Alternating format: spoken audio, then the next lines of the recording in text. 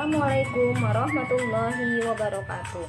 Perkenalkan, nama saya Tuti Aisyah, NIM 18620500011, Prodi PJ PAUD Reguler Plus. Saya menimba ilmu di Kampus Merdeka Pancasakti Bekasi.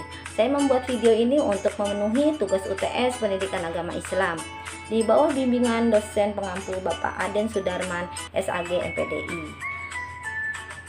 Saya akan menjelaskan tentang tayamum. Pengertian tayamum. Tayamum adalah bersuci dari hadas kecil atau hadas besar tanpa menggunakan media air, tetapi dengan menggunakan pasir atau debu. Tayamum dilakukan sebagai pengganti wudhu atau mandi wajib. Tayamum memiliki syarat dan tata cara tersendiri. Salah satu syarat sah sholat adalah suci dari hadas besar dan kecil. Normalnya hal itu bisa berwujud dengan berwudu.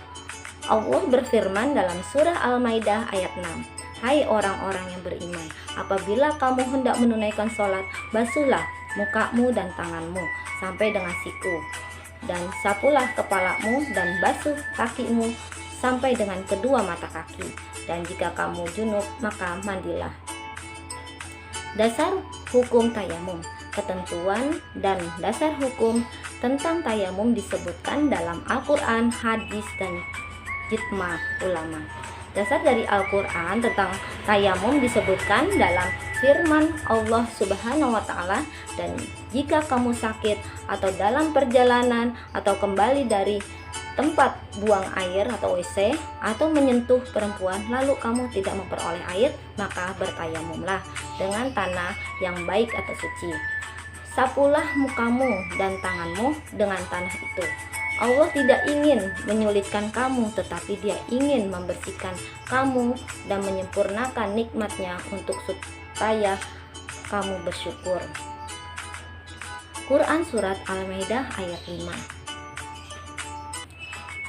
Dengan demikian, seorang muslim yang berhalangan menggunakan air atau tidak mendapatkan air hendaklah bertayamum kapanpun dia perlu, dan tayamum tersebut bisa menghilangkan hadas, baik hadas besar maupun hadas kecil.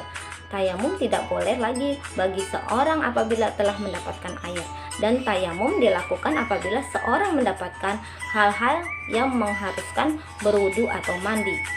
Dan satu kali tayamum bisa menghilangkan berbagai hadas sekaligus, baik besar maupun kecil, bila memang dia meniatkannya. Syarat tayamum: 1. Tidak ada air secara kasat mata dan syar'a. Secara kasat mata, misalnya seperti dalam keadaan bepergian dan benar-benar tidak ada air. 2. Jauh tempat untuk memperoleh air, yang memperkirakan sekitar 2,5 km untuk bisa mendapatkannya. 3.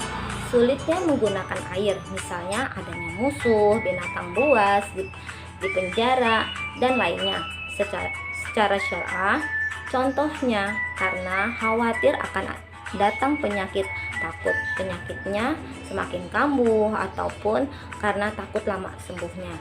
4. Kondisi sangat dingin, jika menggunakan air karena tidak ada sesuatu yang dapat mengembalikan kehangatan tubuh. Alat yang digunakan tayamum. Alat untuk tayamum sendiri disebut dengan syoit. Namun ulama masih memilih perbedaan pendapat tentang makna dari syoit dengan debu. Namun ulama lainnya berpendapat bahwa syoit setiap yang ada pada permukaan bumi, termasuk debu, pasir, batu, dan kapas. Sarana tayamum. Sarana tayamum biasanya dianjurkan dengan menggunakan pasir dan debu. Rukun tayamum ada 4, yaitu membaca niat, mengusap wajah, mengusap kedua tangan sampai siku, dan tertib. Berikut adalah hal-hal yang dapat membatalkan tayamum. 1. Menemukan air. 2. Bisa menggunakan air. 3. Murtad. 4. Hilang akal. 5. Tidur. 6. Buang air kecil. 7. Buang air besar. 8. Buang angin. 9. haid. Sunnah tayamum: 1. Membaca basmalah. 2. Mendahulukan bagian kanan daripada kiri. 3. Menipiskan debu. Tata cara tayamum: siapkan atau temukan tanah berdebu atau debu bersih menghadap kiblat. Ucapkan bismillah sambil meletakkan kedua telapak tangan pada debu dengan posisi jari-jari tangan dirapatkan.